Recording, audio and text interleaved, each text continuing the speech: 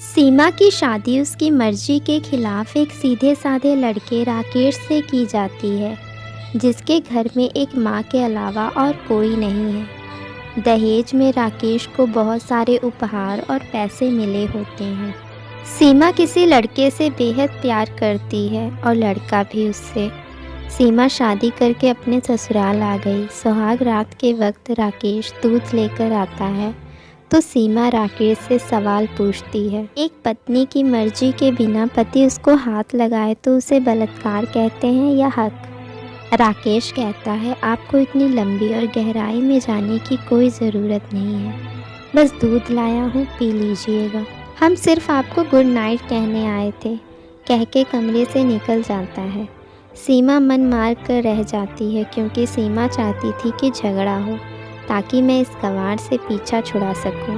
सीमा घर का कोई भी काम नहीं करती, बस दिन भर ऑनलाइन रहती और ना जाने किस किस से बात करती। मगर उधर राकेश की माँ बिना शिकायत के दिन भर चूल्हा चौका से लेकर घर का सारा काम करती, मगर हर पल अपने होठों पर मुस्कुराहट लेकर फिरती। राकेश एक कंपनी में छोटा सा वर्कर है और बेहद ही मेहनती और ईमानदार।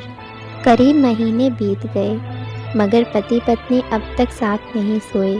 वैसे राकेश बहुत शांत स्वभाव वाला था, इसलिए वह ज़्यादा बातें नहीं करता था। बस खाने के वक्त अपनी पत्नी से पूछ लेता था कि कहाँ खाओगी, अपने कमरे में या हमारे साथ। और सोने से पहले डायरी लिखने की आदत थी जो वह हर रात को लिखता था। सीमा स्कूटी से हर रोज़ बाहर जाती थी राकेश के ऑफिस जाने के बाद, और राकेश के वापस लौटते ही आ जाती थी।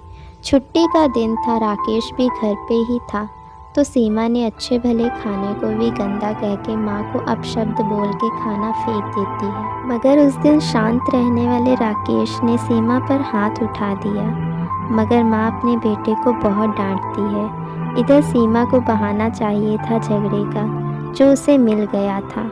वह पैर पटकती हुई स्कूटी लेकर निकल पड़ती है। सीमा जो रोज़ घर से बाहर अपने प्यार से मिलने जाती थी, सीमा भले लड़के को टूट कर चाहती थी, मगर उसे पता था कि हर लड़की की एक हद होती है जिसे इज्जत कहते हैं। उसने इसे बचाए रखा था। सीमा अपने प्यार के पास पहुंचकर कहती है, अब तो एक पल भी उस घर में नहीं रहना है मुझे।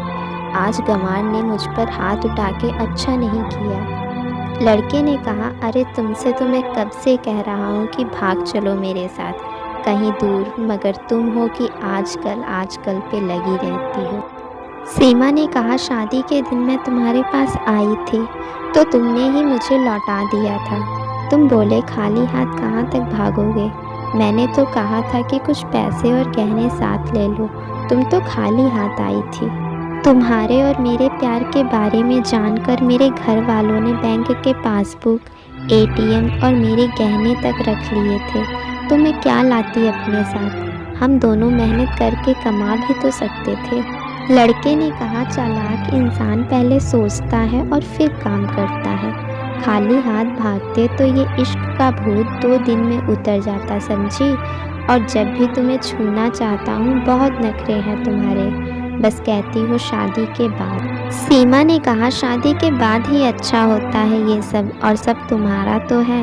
मैं आज भी एक कुंवारी लड़की हूँ, शादी करके भी आज तक उस गंवार के साथ नहीं सोई, क्योंकि तुम्हें ही अपना पति मान चुकी हूँ। बस तुम्हारे नाम का सिंदूर लगाना बाकी है, बस वह लगा दो और सब कुछ तुम अपनी मर्जी से करना। लड़के ने कहा, ठीक है मैं तैयार हूँ, मगर इस बार कुछ पैसे ज़रूर साथ लेकर आना। ये मत सोचना कि मैं दौलत से प्यार करता हूँ, मैं सिर्फ तुमसे प्यार करता हूँ, बस छोटे मोटे बिजनेस के लिए पैसे चाहिए। सीमा ने कहा, उस गंवार के पास पैसा कहाँ होगा। मेरे बाप से 3 लाख रुपया, ऊपर से मारुति कार ली है, बस कुछ गहने हैं वो लेकर आऊँगी। लड़के ने सीमा को होटल का पता दिया और चला गया। सीमा घर आकर फिर से लड़ाई शुरू करती है, मगर अफसोस वह अकेली चिल्लाती है, उससे लड़ने वाला कोई नहीं था। रात के 8 बजे लड़के का मैसेज आता है कि कब आ रही हो। सीमा ने कहा, सब्र करो, कोई सोया नहीं है, मैं 12 बजे से पहले पहुंच जाऊंगी, क्योंकि यहाँ तुम्हारे बिना मेरी सांसें घुटती हैं। ओके, जल्दी आना, मैं होटल के बाहर खड़ा रहूँगा, लड़के ने कहा। सीमा राकेश से कहती है कि मुझे खाना नहीं चाहिए, मैंने बाहर खा लिया है, इसलिए मुझे कोई परेशान ना करे। इतना कह के दरवाज़ा बंद कर कर अंदर आती है। राकेश कहता है, अलमारी से मेरी डायरी दे दो, फिर बंद करना दरवाज़ा, हम परेशान नहीं करेंगे। सीमा दरवाज़ा खोले बिना ही कहती है कि चाबियाँ दो अलमारी की। राकेश ने कहा, तुम्हारे बिस्तर के पैरों तले है चाबी।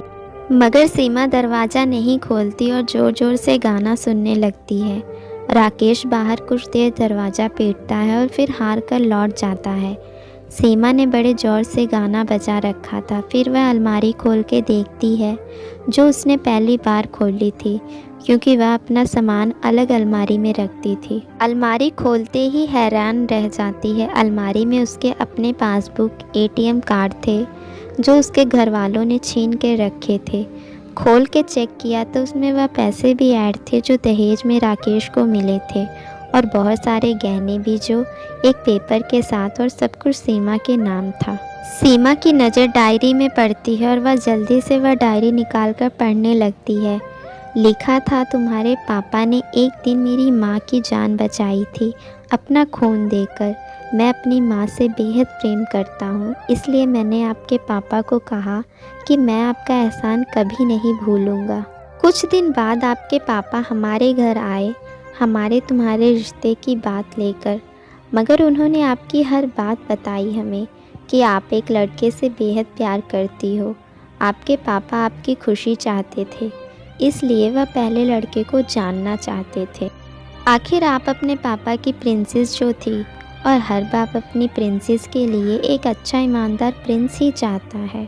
आपके पापा ने खोजकर पता लगाया कि वह लड़का बहुत सी लड़की को धोखा दे चुका है और पहली शादी भी हो चुकी है, पर आपको बता ना सके, क्योंकि उन्हें पता था कि ये जो इश्क का नशा है वह हमेशा अपनों को गैर और गैर को अपना समझता है। एक बाप के मुंह से एक बेटी की कहानी सुनकर मैं अचंभित हो गया। हर बाप यहाँ तक शायद ही सोचे। मुझे यकीन हो गया था कि एक अच्छा पति होने का सम्मान मिले ना मिले, अगर एक दामाद होने की इज्जत मैं हमेशा पा सकता हूँ। मुझे दहेज में मिले सारे पैसे मैंने तुम्हारे अकाउंट में जमा कर दिए, और तुम्हारे घर से मिली गाड़ी आज भी तुम्हारे घर पे है, जो मैंने इसलिए भेजी ताकि जब तुम्हें मुझसे प्यार हो जाए तो साथ चलेंगे कहीं दूर घूमने। दहेज, इस नाम से नफ़रत है मुझे, क्योंकि मैंने इस दहेज में अपनी बहन और बाप को खोया है। मेरे बाप के अंतिम शब्द भी यही थे कि किसी बेटी के बाप से कभी एक रुपया न लेना, मर्द हो तो कमा के खिलाना। तुम आज़ाद हो, कहीं भी जा सकती हो। डायरी के बीच पन्नों पर तलाक की पेपर है, जहाँ मैंने पहले ही साइन कर दिया है। जब तुम्हें लगे कि अब इस गंवार के साथ नहीं रहना, तो साइन करके कहीं भी अपनी सारी चीज़ें लेकर जा सकती हो। सीमा हैरान परेशान थी। ना चाहते हुए भी गंवार के शब्दों ने दिल को छुआ था। ना चाहते हुए भी गंवार के अनदेखे प्यार को महसूस करके पलकें नम हुई थी। आगे लिखा था, मैंने तुम्हें इसलिए मारा था क्योंकि आपने माँ को गाली दी थी। जो बेटा खुद के आगे माँ की बेइज्जती होते सहन कर जाए, फिर वह बेटा कैसा। कल आपके भी बच्चे होंगे, चाहे किसी के साथ भी हों, तब महसूस होगी माँ की महानता और प्यार। आपको दुल्हन बना के हम सफ़र बनाने लाया हूँ, ज़बरदस्ती करने नहीं। जब प्यार हो जाए तो भरपूर वसूल कर लूँगा आपसे।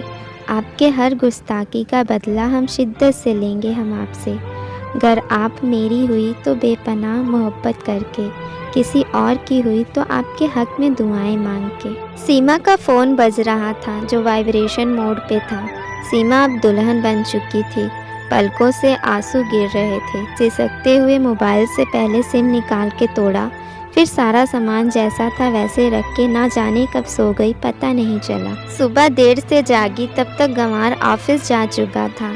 पहले नहा धोकर साड़ी पहनी, लंबी सी सिंदूर डाली अपनी मांग में, फिर मंगलसूत्र, जबकि पहले एक टिक्की जैसी साइड पे सिंदूर लगाती थी ताकि कोई लड़का ध्यान ना दे, मगर आज 10 किलोमीटर से भी दिखाई दे ऐसी लंबी और गाढ़ी सिंदूर लगाई थी दुल्हन ने। फिर किचन में जाके सासू माँ को ज़बरदस्ती कमरे में लेकर तैयार होने को कहती है और अपने गंवार पति के लिए थोड़े नमकीन, थोड़े हलवे और चाय बनाकर अपनी स्कूटी में सासू माँ को ज़बरदस्ती बैठाकर, जबकि कुछ पता ही नहीं कि उनको कि बहू आज मुझे कहाँ ले जा रही है, बस बैठ जाती हैं। फिर रास्ते में सासू माँ से पति के ऑफिस का पता पूछकर ऑफिस पहुँच जाती है। राकेश हैरान हो जाता है सीमा को इस हालत में देखकर। राकेश ने कहा, सब ठीक है ना माँ? मगर माँ बोलती इससे पहले सीमा गले लगाकर कहती है कि अब सब ठीक है, I love you for ever. Office के लोग सब खड़े हो जाते हैं तो सीमा कहती है कि मैं इनकी धर्म पत्नी हूँ, बनवास गई थी, सुबह लौटी हूँ। अब 1 महीने तक मेरे पतिदेव ऑफिस में दिखाई नहीं देंगे। ऑफिस के लोग पूछते हैं क्यों? सीमा कहती है क्योंकि हम लंबी छुट्टी पे जा रहे हैं साथ साथ। राकेश बोलता है, पागल हो गई हो? सीमा ने कहा, आपकी सादगी और भोलेपन ने बनाया है पागल। सभी लोग तालियां बजाते हैं और दुल्हन फिर से लिपट जाती है अपने गंवार से, जहां से वह दोबारा कभी भी छूटना नहीं चाहती। बहुत कड़े फैसले होते हैं कभी कभी हमारे अपनों के, मगर हम समझ नहीं पाते कि हमारे अपने हमारी फ़िक्र खुद से ज़्यादा क्यों करते हैं। माँ बाप के फैसलों का सम्मान करें, क्योंकि ये 2 ऐसे शख्स हैं जो आपको हमेशा दुनियादारी से ज़्यादा प्यार करते हैं।